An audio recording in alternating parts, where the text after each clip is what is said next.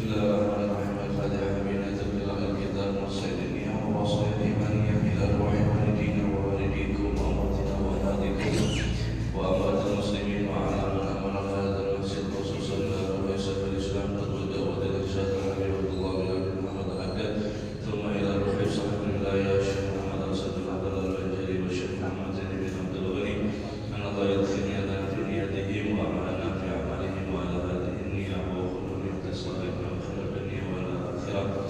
وإلى حضرة النبي محمد صلى الله عليه وآله وسلم الفاتحة.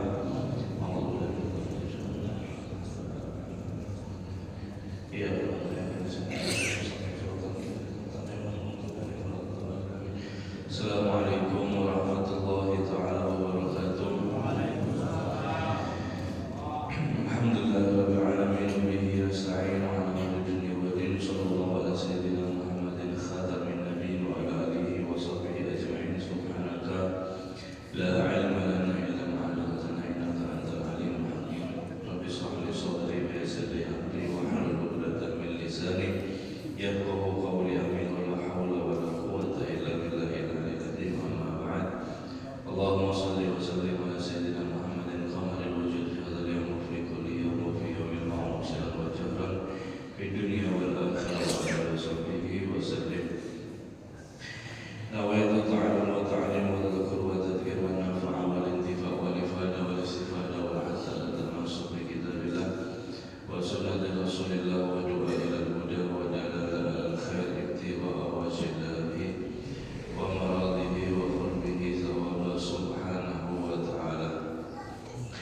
Qala musannif rahimahullah ta'ala wa nafa'a bihi wa bi 'ulumihi fid darain. Amin. Radhiyallahu ankum wa qala radhiyallahu an. Wa amma ma yajibu ilmuhu ala kulli muslim min 'ulumil imani fayujadu fi aqaidi a'immatil mukhtasaratil lati wada'uha li ammatil muslimin. Alhamdulillah, hadirin hadirat rahimakumullah, sama-sama kembali kita diberikan taufik hidayah oleh Allah Subhanahu wa taala sehingga kita bisa bersama-sama lagi untuk menambah daripada amal saleh, mendekatkan diri kepada Allah Subhanahu wa taala dengan perbuatan yang wajib maupun yang sunnah. Mudah-mudahan Allah Subhanahu wa taala selalu mempermudah kita untuk taat kepadanya sehingga insyaallah kita bisa mengikuti Rasulullah dan berbatinan sehingga kita termasuk orang-orang yang selamat bahagia dunia dan akhirat kelak. Amin ya rabbal alamin. Nah, meneruskan pembahasan kita dalam mabhasul ilm di kitab Nasaidiniyah, bahwa kemarin telah dijelaskan bagaimana itu wajibnya menuntut ilmu setiap orang muslim. Nah, ilmu seukuran yang wajib, maka setiap muslim wajib mengetahui ilmu tersebut, yaitu yang dinamakan fardhu ain. Seperti tauhid di dalam pembahasan secara global, kemudian ilmu-ilmu yang wajib seperti sholat, puasa, kemudian kalau dia begawi zakat, kemudian juga daripada ilmu fikih dan juga daripada ilmu-ilmu yang mengetahui atau dirinya mengerti bahwa Allah Subhanahu wa taala melarang hal tersebut, apa-apa yang diharamkan oleh Allah Subhanahu wa taala.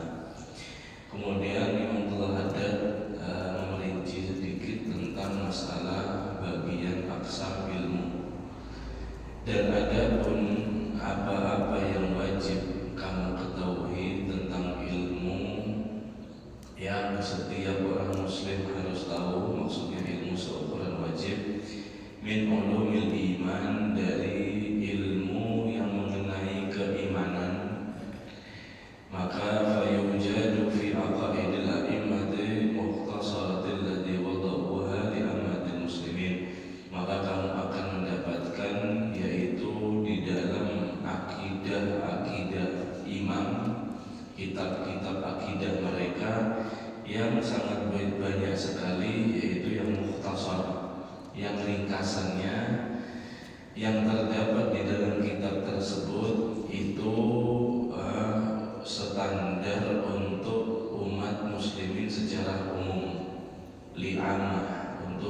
secara umum. Misli aqidati Imam Al-Ghazali rahimahullah, semisal kata beliau yaitu akidahnya Imam Ghazali. Wa hiya jami'atun nafi'atun fiha ziyadatun katsirah ala qadril wajib ilmuhu kulma ala kulli mu'min, yang dimana beliau telah mengumpulkan sangat bagus sekali di dalam kitab beliau yang sangat bermanfaat, dan itu sudah mencukupi atas dasar wajib dan juga meluaskan pemahaman tentang lebih daripada kewajiban-kewajiban yang ada. Walakinnaha mu'aqqadatun muqawwiyati wa mukammilati lil iman, yang dimana itu adalah untuk menguatkan dan menetapkan, menyempurnakan daripada iman. Wasanuridu fi akhir hadha tasnif insyaallah aqidatan wajizatan tashtabilu ala ma la budda min ilmihi min ulumil iman.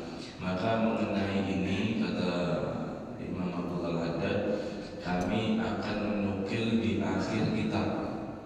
Jadi beliau membahas ini ditaruh di akhir kitab, nanti ada bab khusus sendiri sebelum khatam kitab, yaitu tentang masalah akidah yang sangat brilian, maksudnya yang sangat bagus sekali, yang itu nanti akan kami susun mengenai khusus bab tentang masalah iman.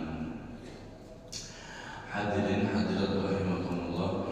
Jadi yang pertama sekali adalah orang itu harus mengerti tauhid, jadi intinya seperti itu. Tauhid itu adalah sangat penting sekali. Artinya dia sebelum nanti ke syariat, sebelum nanti dia itu belajar ke syariat, maka dia tauhidnya itu minimal secara global itu harus paham dulu. Kalau kita cerita kitab Imam Ghazali, mungkin untuk sekarang itu sangat tinggi sekali mungkin ya. Di dalam kitab Ihya-nya, di dalam kitab macam-macam banyak sekali Imam Ghazali. Yaitu yang paling dasar minimal kita paham, kita belajar tentang daripada aqidatul awam. Aqidatul awam itu sangat komponen sekali dalam isinya, juga dalam kewajiban. Itu adalah ilmu seukuran wajib yang harus diketahui setiap orang muslim. Artinya kalau dia balik, dia berakal sehat, maka wajib dia mengetahui, dia belajar ilmu tauhid.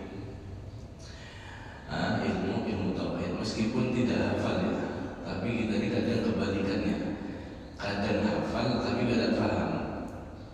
Seperti misal Allah wujud, qidam, baqa.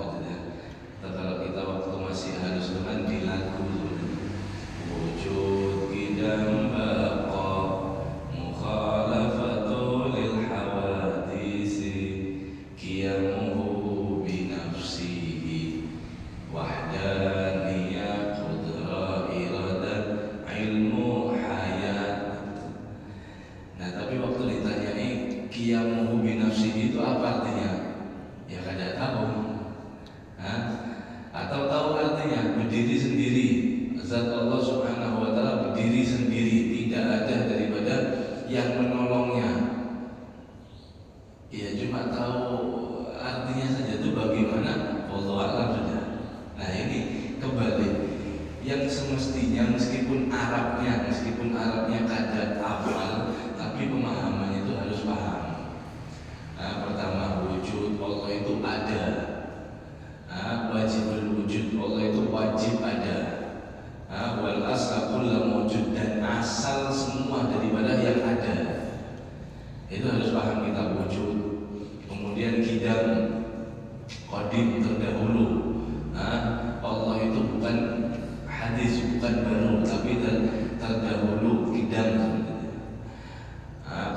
Kemudian baqo, Allah itu tidak pernah selesai, maksudnya Allah itu selalu tetap, tidak pernah berkurang, dan Allah itu selalu daripada ada, mulai bahari sekarang sampai nanti, baqo tetap.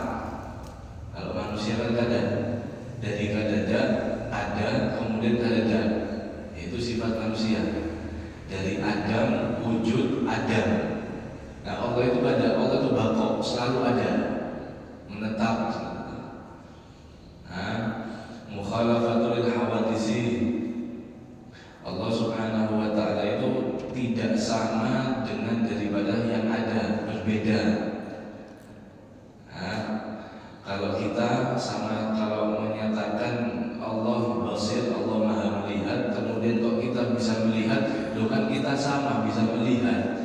Allah mau melihat tidak butuh sama mata. Allah kalau melihat tidak terhijab sama kulit mata. Kalau manusia ini kan, kalau membaca ini kan tidak kelihatan sudah. Nah Allah itu maha suci, Allah tidak sama dengan makhluknya. Bisa melihat mata, cuma bukan seperti mata kita.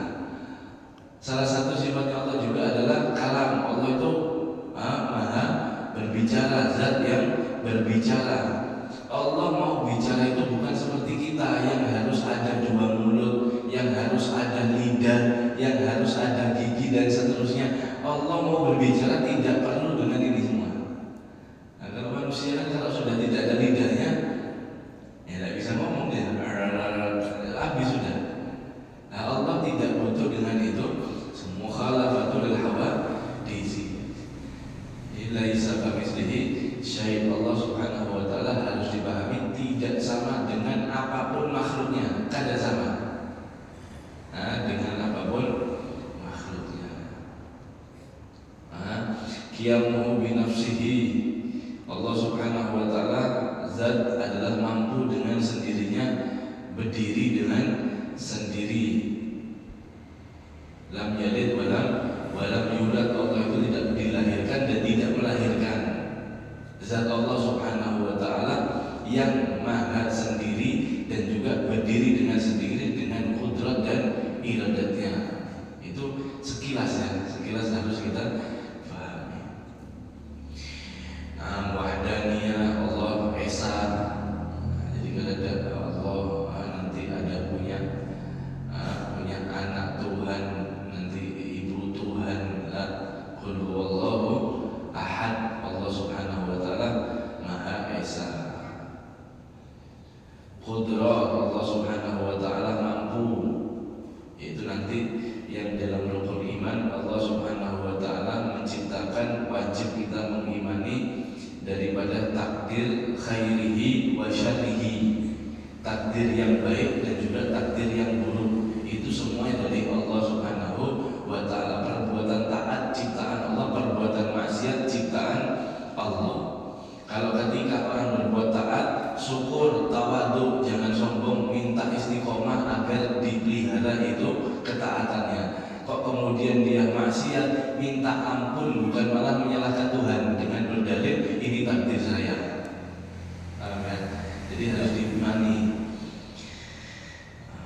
Kalau bilang seperti akidah Mu'tazilah, itu sesat ya, maksudnya mereka bilang bahwasanya perbuatan taat itu adalah ciptaan Allah, adapun perbuatan maksiat itu ciptaan kita sendiri.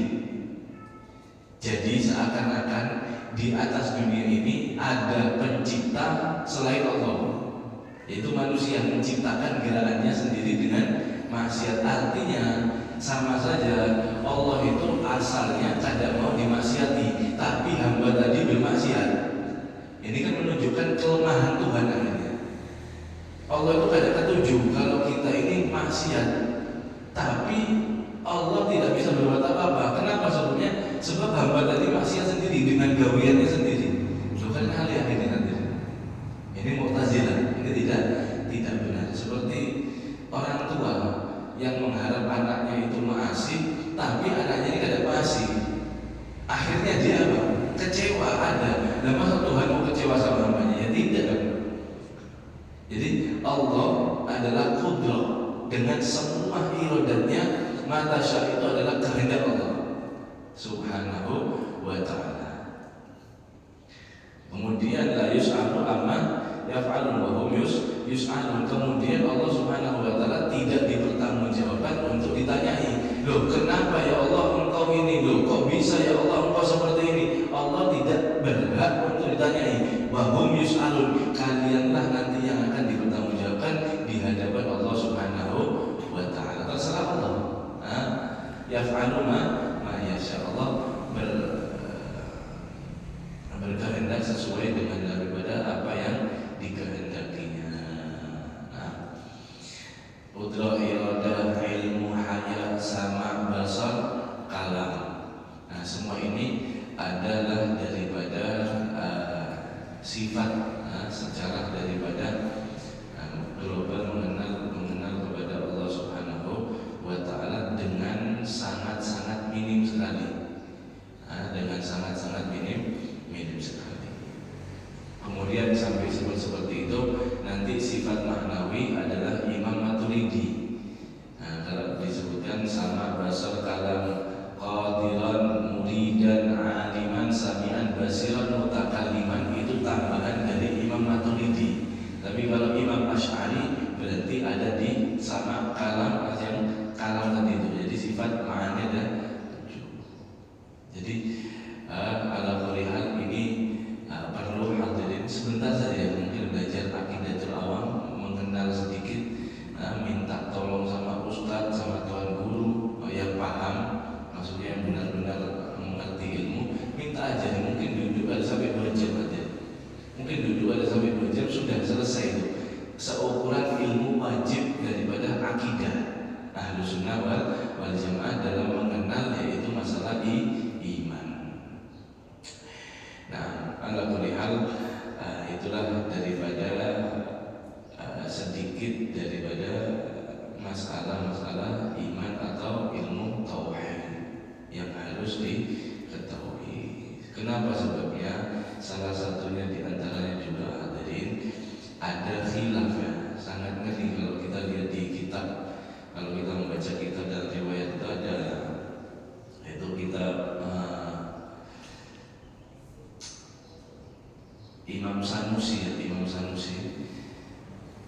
Jadi kalau Imam Ghazali itu pendapat paling nyaman untuk sekarang. Artinya ada pembahasan seperti ini. Bagaimana seandainya jika orang tersebut tidak mengerti masalah tauhid, dibahas sama ulama, ini keislamannya orang ini, keimanannya ini bagaimana?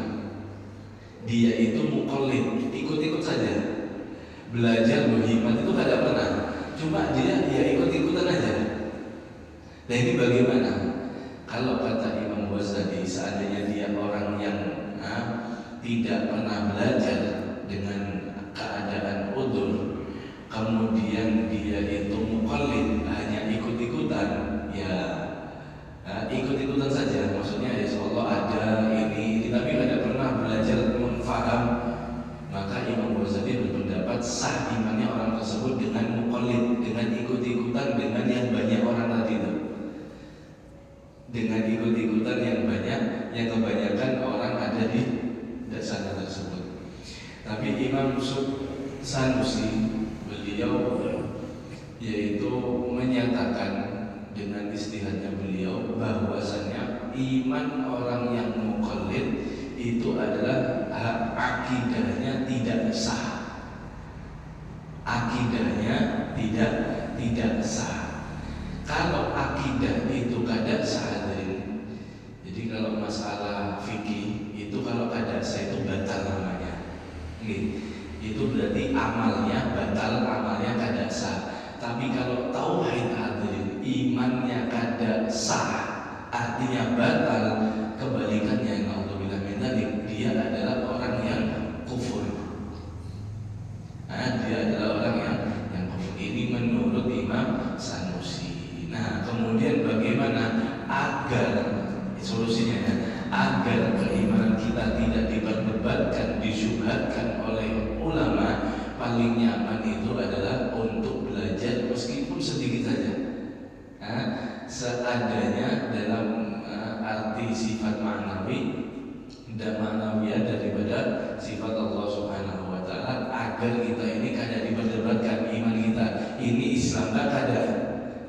misal Imam Sanusi di zaman ini hidup, terus kemudian keadaan kita seperti ini, nah itu tidak diperdebatkan sama Imam Sanusi sama Imam Ghazali. Supaya apa? Supaya keluar dari khilaf tadi. Nah, supaya keluar dari khilaf tersebut.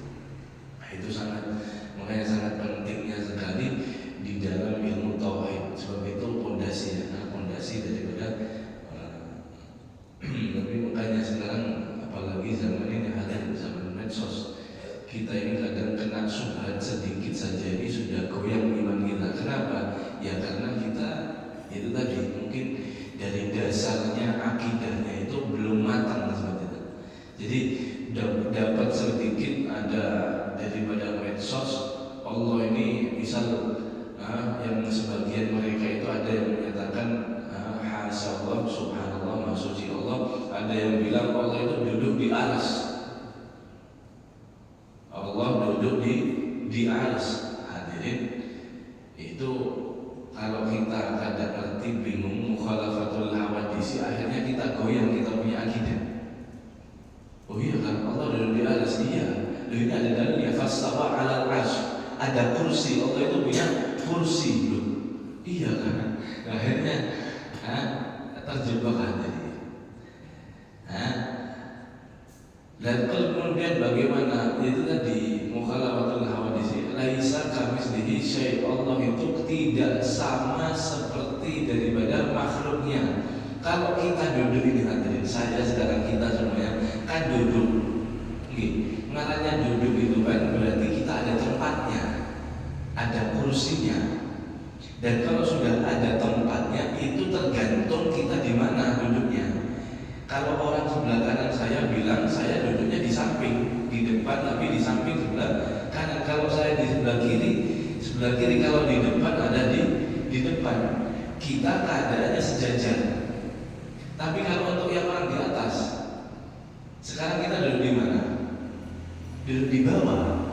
Tapi kalau kita di sini sekarang, ya duduk di tempat yang sama. Artinya ketika Allah dibilang duduk, maka Allah ini butuh dengan tempat. Sedangkan tempat itu baru. Tempat itu adalah hadis baru.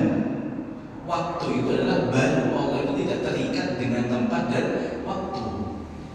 Kalau ada kursi berarti ada berat badan dong. Nah, seperti itu.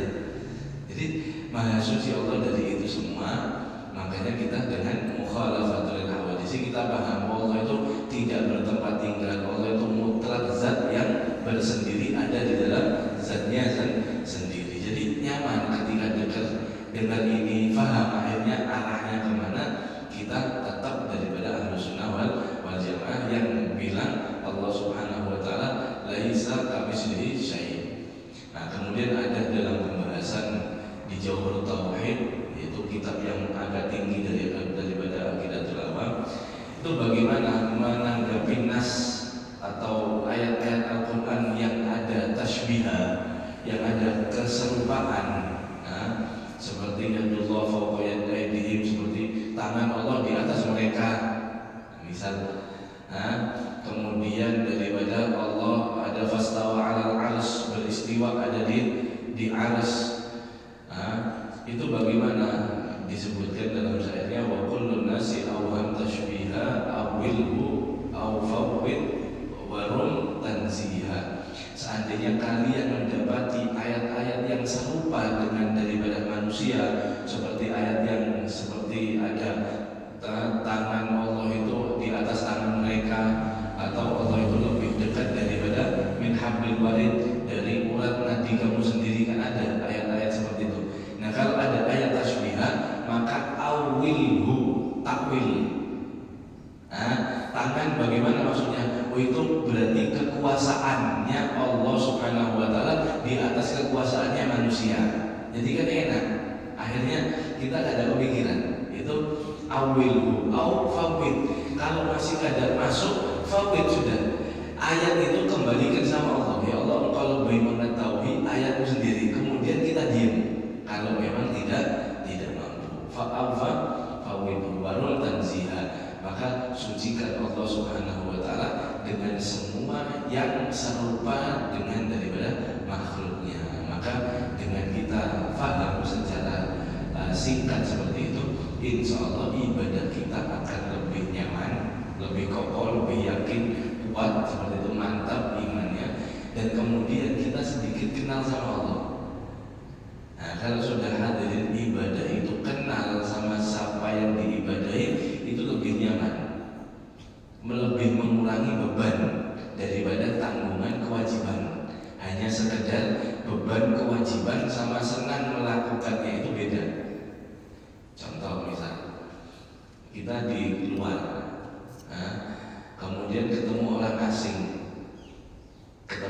asing, ada kenal, ada sapa-sapa, ada kenal, tiba-tiba minta, Pak, sampai tolong istri saya. Loh, bingung kita hadirin. Ini misal ketemu orang asing, tiba-tiba kita disuruh pijetin sama dia. Pak, pijeti saya. Loh, kita ini bingung loh. Sampai ini siapa? Kan seperti itu ya. Tanya loh, sampai ini siapa? Kok kenapa kok nyuruh saya pijet dia? Kita bingung akhirnya. Kalaupun kita mau membantu, mungkin dengan berat hati. Kenapa? Ya kada kenal. Ya kita kada tahu siapa. Tiba-tiba seenaknya minta pijetin. Tapi beda hadirin. Ketika yang minta pijetin itu ibu kita sendiri atau bapak kita. Nak, pijeti bapak nak, pijeti ibu nak. Oh senang. Pijeti, oh iya pak, sini pak, saya pijeti sini bu, saya pijeti. Kenapa? Sebabnya ibunya senang, dia kenal. Meskipun itu pekerjaan mungkin dia lagi capek, tapi dia senang. Kenapa? Sebab kenal. Ini ibunya, ini bapaknya. Begitu juga orang yang ibadah hadirin. Kalau dia tidak kenal, akhirnya malas. Tanggungan, aduh ini lagi ibadah lagi ini. Kenapa sebenarnya? Kada kenal sama cinta sama Allah Subhanahu wa Ta'ala. Jadi ya kayak orang asing. Aduh malas ini banyak ya. Kalaupun melakukan ya dengan kadang berat hati. Tapi kalau dia kenal Allah, ini tadi belajar Allah dalam akidahnya Allah wujud kita, dia kenal Allah pencipta, Allah ini yang berikan saya sehat, Allah ini adalah Rabbul Alamin, Allah ini adalah Allah. Mudah hadirin. Hayya ala sholat, cepat dia bus masjid. Kenapa? Sebab dia kenal sama Tuhannya. Kenal secara global. Kenal secara global. Itu makanya pentingnya akidah dalam masalah keimanan kita. Nah, habis setelah akidah, kemudian baru undang-undang syariat. Kata Imam Abdul Haddad, wa amma ulumul Islam fatujadu bi tasnifil a'immati minal fuqaha radhiyallahu anhum. Setelah iman tadi, setelah tauhid selesai, maka nanti belajar daripada ilmu Islam atau undang-undang Islam, yaitu apa saja yang wajib yang dilakukan dan apa saja yang haram yang harus ditinggalkan. Untuk urusan masalah Islam ini, maka kalian akan mendapati musonif, pengarang-pengarang a'immati minal fuqaha, imam-imam daripada fuqaha. Fuqaha adalah asal daripada kata faqih, orang yang ahli fikih. Jamaknya fuqaha, jamaknya fuqaha radhiyallahu anhum. Wal wajibu min dzalika huwa qadrul ladzi la yas'u musliman an yaj'alahu. Itu belajar ilmu syariat yang wajib, daripada itu seukuran yang dimana tidak diluaskan setiap orang muslim di dalam tidak mengetahuinya. Ka'ilmi biwajib sholatil khamis, seperti orang belajar ilmu sholat 5 waktu, wa kaifiyati fi'liha wa syartiha wa mawaqitiha wa taharulaha, seperti dia mengerjakannya bagaimana, syarat-syaratnya sholat itu bagaimana, rukunnya sholat itu bagaimana, waktu-waktunya sholat itu bagaimana. Harus mengetahui semua itu. Jadi kalau sudah balik berakal, harus tahu rukun syaratnya. Syarat itu adalah sesuatu yang dikerjakan di luar ibadah, itu syarat. Kemudian setelah syarat masuk rukun. Rukun itu adalah sesuatu yang di dalam pekerjaan, itu namanya rukun.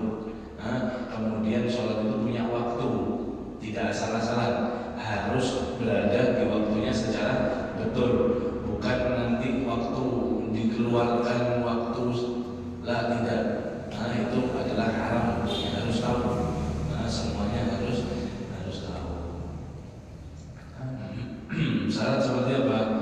Ya syarat seperti harus suci badannya, pakaiannya, tempat sholatnya, kemudian menutup aurat, kemudian dia akil, berakal, Islam, itu syarat. Kalau rukun itu bagaimana? Rukun itu seperti niat, takbiratul ihram, baca Fatihah, qiyam, ruku, kemudian i'tidal dan seterusnya.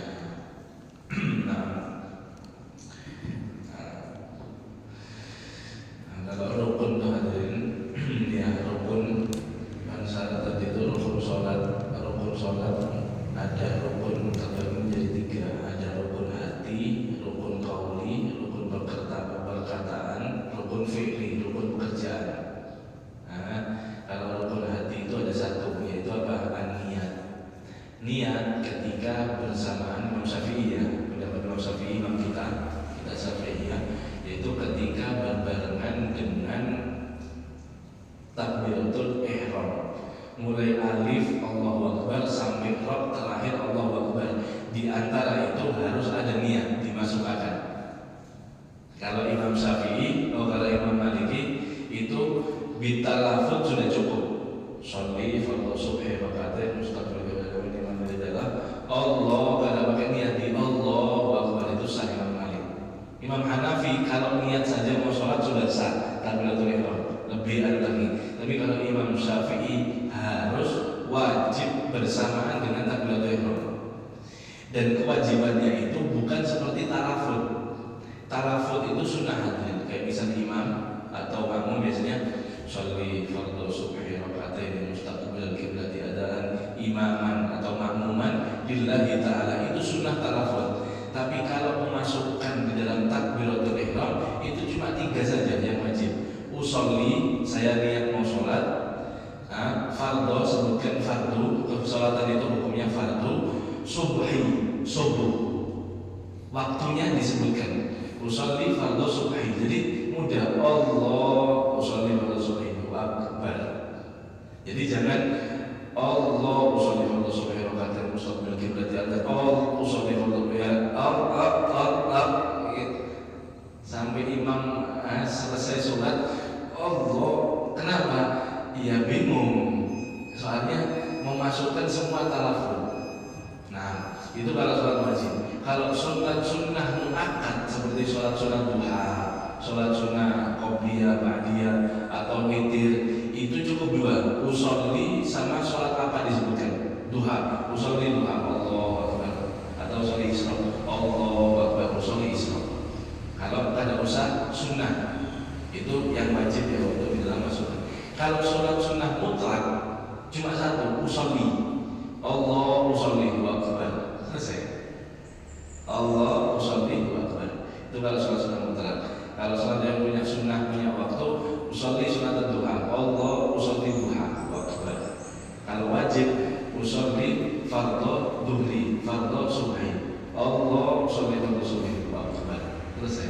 Jadi langsung mudah. Kalau Imam Syafi'i kalau waktu takbir ada pakai niat itu bermasalah, itu ada saya.